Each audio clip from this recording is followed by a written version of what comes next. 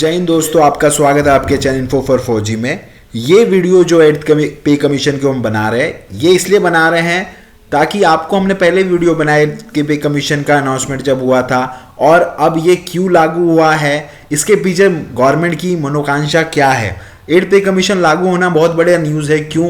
आपको इसका इम्पैक्ट समझना होगा, क्योंकि बहुत बड़ा इम्पैक्ट होता है। ये जीडीपी का 0.8% अभी ये जो सेवन्थ पे कमीशन है लागू हुआ था उसका इतना इम्पैक्ट है। मतलब ये बहुत बड़ा सौदा है गवर्नमेंट के लिए एट्थ पे कमीशन, और बहुत बड़ा एक्सपेंडिचर होता है गवर्नमेंट के लिए। और ये लागू क्यों हुआ, इसका रीज़न क्या है, भारत के इकोनॉमी पे इसका क्या असर पड़ेगा, और हमारे फौजी भाई है या सेंट्रल गवर्नमेंट एम्प्लॉयज़ उन पे क्या इम्पैक्ट पड़ेगा, इसका क्या रीज़न था लागू होने का और इसका क्या इम्पैक्ट होगा, इसके बारे में जानेंगे। और इसके लिए अपने सेंट्रल गवर्नमेंट एम्प्लॉयज़ के लिए क्या बेनिफिशियल सौदा है, ये क्यों इतना इंपॉर्टेंट है और ये इसका टाइमिंग क्यों इंपॉर्टेंट है, ये भी समझेंगे दोस्तों। क्योंकि ये बजट के पहले इन्हें लागू किया, इसका क्या इम्पैक्ट होने वाला है, कैसे ये इम्पैक्ट करेगा आपको, इसके बारे में जानेंगे। तो पूरा वीडियो देखिए ताकि आपको पूरा चीज़ समझ के आएगा क्या होने वाला है इसमें। देखिए, एट्थ पे कमीशन का अनाउंसमेंट हो गया है। रिकमेंडेशन गवर्नमेंट जो पे स्केल बढ़ेगा, अलाउंसेस गवर्नमेंट एम्प्लॉयज़ का बढ़ेगा, एक्स सर्विसमैन का पेंशन बढ़ेगा। इससे क्या होगा, मतलब गवर्नमेंट का ये है कि अगर लोगों के हाथ में ज़्यादा पैसे आएंगे तो कंजप्शन ज़्यादा होगा, कंजप्शन ज़्यादा होगा, चीज़ें ज़्यादा बिकेगी, इस वजह से जीडीपी का ग्रोथ होगा। और ये 1 करोड़ जनता है, उनका अगर पेमेंट बढ़ रहा है, उनके अलाउंसेस बढ़ रहे हैं, उनके हाथ में ज़्यादा पैसे आ रहे हैं, तो क्या होगा, लोग ज़्यादा चीज़ें खरीदेंगे, बिक्री ज़्यादा होगी, इससे वजह से इकोनॉमिक ग्रोथ होगी, इंडस्ट्रीज बढ़ेगी और आखिर में क्या होगा, कंट्री ग्रो होगी। तो ये सब कुछ एक दूसरे से रिलेटेड होता है। इस वजह से गवर्नमेंट ने ये बहुत सोच समझ के डिसीजन लिया कि लोगों के हाथ में पैसे ज़्यादा होने चाहिए। पैसे अगर ज़्यादा आएंगे तो कंजप्शन बढ़ेगा तो इकोनॉमी ग्रो होगी, इंडिया डेवलप होगा और विकसित भारत की तरफ पहुंचेगा। इस वजह से एट्थ पे कमीशन लागू होने का एक one of the crucial reason रहा ये। दूसरी बात, बहुत सारे लोग अनसेटिस्फाइड थे गवर्नमेंट से कि उनकी सैलरी नहीं बढ़ रही है ठीक से, महंगाई इतना बढ़ चुका है, उस हिसाब से लोगों की पेमेंट भी बढ़नी चाहिए, अलाउंसेस बढ़ना चाहिए। तो ये भी एक गवर्नमेंट ने कैटर किया, मास्टर स्ट्रोक मारा है कि ये जितने भी 1 करोड़ जनता है, ये बहुत ही पढ़ी लिखी फोर्स है, प्लस पढ़े लिखे एम्प्लॉयज़ होते हैं और ये गवर्नमेंट एम्प्लॉयज़ है, बहुत सारे लोग वो भी खपाते गवर्नमेंट से। इस वजह से वो इनके एक बहुत बड़े एम्बेसडर होंगे गवर्नमेंट की प्रचार करने में कि यार ये भाई हमारे लिए भी सोच रही है, गवर्नमेंट एम्प्लॉयज़ को लिए निकालने के लिए नहीं, गवर्नमेंट एम्प्लॉयज़ का सैलरी बढ़ाने के लिए भी सोचती है। ये भी एक थॉट था। इकोनॉमिक ग्रोथ के लिए भी बहुत इंपॉर्टेंट है ये। ग्लोबली अब देखा जाए तो हर एक कंट्री में बुरा हाल चल रहा है, लोगों की कटौती हो रही है, जॉब निकल रहा है, बहुत सारा प्रॉब्लम हो रहा है, लोग दिवालिया निकल रहा है बहुत सारे गवर्नमेंट्स का। आपने देखा होगा श्रीलंका में, मालदीव्स में अभी हुआ था रिसेंटली, पाकिस्तान की तो बुरी हालत है, बांग्लादेश में प्रॉब्लम हुई थी, ये सारी चीज़ों के मद्देनजर इंडिया जो गवर्नमेंट कर रहा है तो ये बहुत ही बड़ी बात है। दूसरी बात क्या हुआ कि आपको ये भी है कि हर एक पे कमीशन का अपना अपना इंपॉर्टेंस रहता है। जैसे इनिशियल पे, फर्स्ट पे कमीशन 1946 में स्टैंडर्डाइज किया गया सेंट्रल गवर्नमेंट एम्प्लॉयज़ के पे को। उसके बाद बहुत सारे पे कमीशन, सिक्स्थ पे कमीशन 2006 में लेटेस्ट समझेंगे, सिग्निफिकेंट पे हाइक्स हुआ क्योंकि 2006 में ही लोगों का सैलरी बढ़ा था। उससे पहले लोगों का सैलरी बहुत ही कम था, मतलब 3,000, 4,000, 5,000 सैलरी मिलती थी। 2006 में जब लागू हुआ तो ये प्राइवेट सेक्टर को कैचअप करने के लिए, क्योंकि प्राइवेट सेक्टर का सैलरी बहुत बढ़ चुका है, कैचअप करने के लिए 2006 में ये जब पे कमीशन लागू हुआ तो लोगों का सिग्निफिकेंट सैलरी इंक्रीज हुआ और प्राइवेट सेक्टर के गैप जो है कम हुआ। सेवन्थ पे कमीशन जब लागू हुआ इस वजह से लोगों की सैलरी बढ़ी, पे मैट्रिक्स की वजह से पे मैट्रिक्स अच्छा हुआ। मतलब कंसर्न, मतलब ये बहुत इंपॉर्टेंट था कि लोगों का पे मैट्रिक्स भी कम था, जैसे डिफेंस फोर्स में पे मैट्रिक्स था। फिर बहुत सारे अलाउंसेस जो मिलिट्री अलाउंसेस नहीं थे वो गवर्नमेंट फोर्सेस को दिए गए। उसके बाद से क्या सिग्निफिकेंटली इनकी सैलरी इंक्रीज हुई, तो कि मैचअप किया प्राइवेट सेक्टर को, इन्हें थोड़ा पीछे छोड़ा और ये सारी चीज़ें सब हुई। अब एट्थ पे कमीशन के बाद अब फिर से प्राइवेट सेक्टर की सैलरीज बढ़ चुकी है, इकोनॉमिकली ग्रो हो रहा है, इंडस्ट्रीज बढ़ रहे हैं। अब ये टाइम हुआ कि यार अब ये चैलेंजेस है, इसको कैसे हम लोग इम्प्रूव किया जाए, इसको कैसे बढ़ाया जाए। इस चैलेंजेस को बढ़ाने के लिए अब क्या हो रहा है, बहुत सारे जॉब जा रहे हैं एआई की वजह से। पे पैरिटी नहीं थी, पे पैरिटी को हमें इम्प्रूव करना है कि भैया एक अच्छे रिस्पेक्टेबल सैलरी हो, लोगों के अलाउंसेस रिस्पेक्टेबल हो ताकि वो प्राइवेट जॉब के तहत को कंपटीशन दे सके। इन्फ्लेशन बढ़ रहा है, इस सारे को मद्देनजर एट्थ पे कमीशन लागू किया गया है। सेंट्रल गवर्नमेंट एम्प्लॉयज़ 4.7 मिलियन है, मतलब 47 लाख एम्प्लॉयज़ है। पेंशनर, फैमिली पेंशनर 65 लाख आपको ये जो पेंशनर्स है। डिफेंस फोर्सेस अभी 14 लाख जो है एम्प्लॉयज़ है, ठीक है, 14 लाख ये सेंट्रल गवर्नमेंट एम्प्लॉय पेंशनर्स हो गया, ठीक है।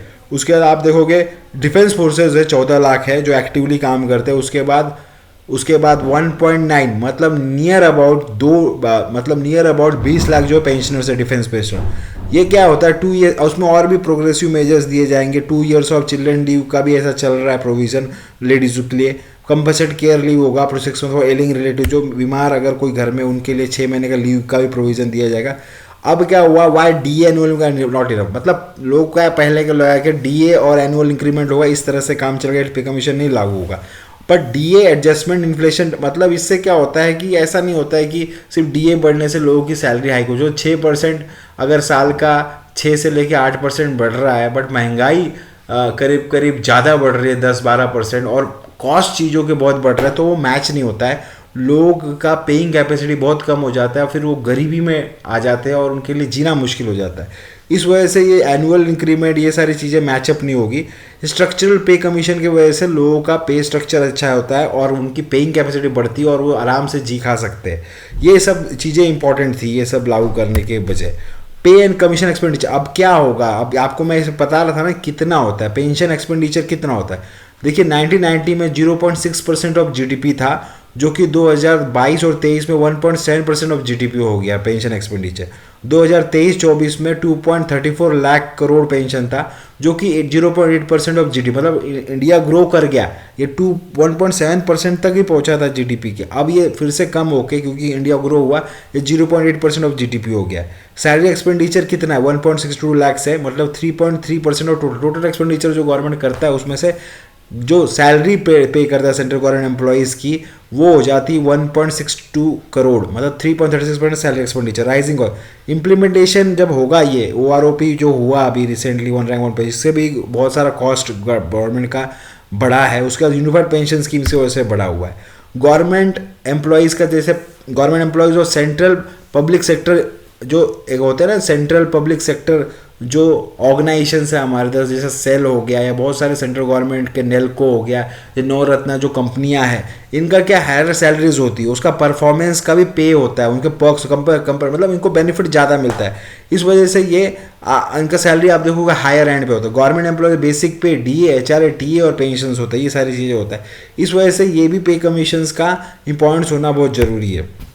स्टेट में अभी क्या होता है, ये जो देख के स्टेट गवर्नमेंट अपने हिसाब से या सेम चीज़ लागू करते हैं स्टेट में जो स्टेट गवर्नमेंट एम्प्लॉयज़ के लिए, या फिर वो अपना खुद का पे कमीशंस लागू करते हैं। जैसे महाराष्ट्र में ओन पे कमीशन रिकमेंडेशंस क्या, तमिलनाडु में की जो तमिलनाडु के सेंट्रल स्टेट गवर्नमेंट एम्प्लॉय उनकी हायर सैलरीज है सेंट्रल गवर्नमेंट से, तो स्टेट गवर्नमेंट एम्प्लॉयज़ को भी ये जैसे ही सेंट्रल गवर्नमेंट एम्प्लॉयज़ पे कमीशन होता है, तो स्टेट गवर्नमेंट भी अपना पे कमीशन लागू करता है उसको देखते हुए, या सेम या फिर अपने हिसाब से हायर सैलरीज भी वो इम्प्लीमेंट करता है। तो ये भी एक इंपॉर्टेंट फैक्टर हो जाता है। चैलेंजेस क्या है कि इसकी वजह से बहुत सारा गवर्नमेंट एक्सपेंडिचर बढ़ेगा, तो उनको फिजिकल डिफिसिट हो सकता है बट इससे वजह से डिमांड भी बढ़ेगा, तो ये भी फैक्टर मैनेज हुआ जाएगा। और बहुत सारा जो डिजिटल ट्रांसफॉर्मेशन हो जा रहा है, इस वजह से भी चीज़ें बहुत बदल रही है। और पे पैरिटी होगी, एक साथ पे उनका बढ़ेगा, तो वो कंपैरिजन करें किसी भी बिजनेसमैन या फिर जो प्राइवेट एम्प्लॉयज़ है, करप्शन कम होगा, एम्प्लॉयज़ के एस्पिरेशन जो है वो इम्प्रूव होगी। ठीक है, ये इंपॉर्टेंट टाइम पे इकोनॉमिक रिकवरी हो रही है और 8th पे कमीशन बहुत ही इंपॉर्टेंट टाइम पे आ रहा है। स्ट्रक्चरल रिफॉर्म मॉडर्नाइज करेगा पे सिस्टम और एम्प्लॉय का वेलफेयर बढ़ाएगा। ये एक बैलेंस होगा कि भैया इसको फिजिकल स्पेस को भी बैलेंस किया जाएगा, उस वजह से डिमांड भी बढ़ेगा लोगों का, क्योंकि पैसे हाथ में ज़्यादा आएंगे। इस वजह से विकसित भारत का जो सपना है गवर्नमेंट का, वो उसको ये बूस्ट करेगा, ये 8th पे कमीशन। ये सारी चीज़ें दोस्तों, होपफुली आपको ये वीडियो आपको समझ में आया होगा, और आया होगा तो चैनल को सब्सक्राइब कीजिए, क्योंकि हम और सारे ढेर सारा वीडियो अपडेट आपको देते रहेंगे, इन्फॉर्मेशन बांटते रहेंगे दोस्तों। और वीडियो को लाइक कीजिए, और फौजी भाइयों में या सेंट्रल गवर्नमेंट एम्प्लॉयज़ है उनको भी शेयर कर सकते हैं, क्योंकि ये सबके लिए वीडियो बनाया हमने रिसर्च करके। इससे क्या होगा कि इन्फॉर्मेशन, बेहतर जानकारी होगी लोगों के बीच में, ताकि वो बेहतर गवर्नमेंट के ऊपर ये ट्रैक रख सके और प्रेशर भी क्रिएट कर सके अगर ये चीज़ें इस तरह से नहीं होती है। तो अपना ध्यान रखिए। जय हिंद दोस्तों, गुड नाइट।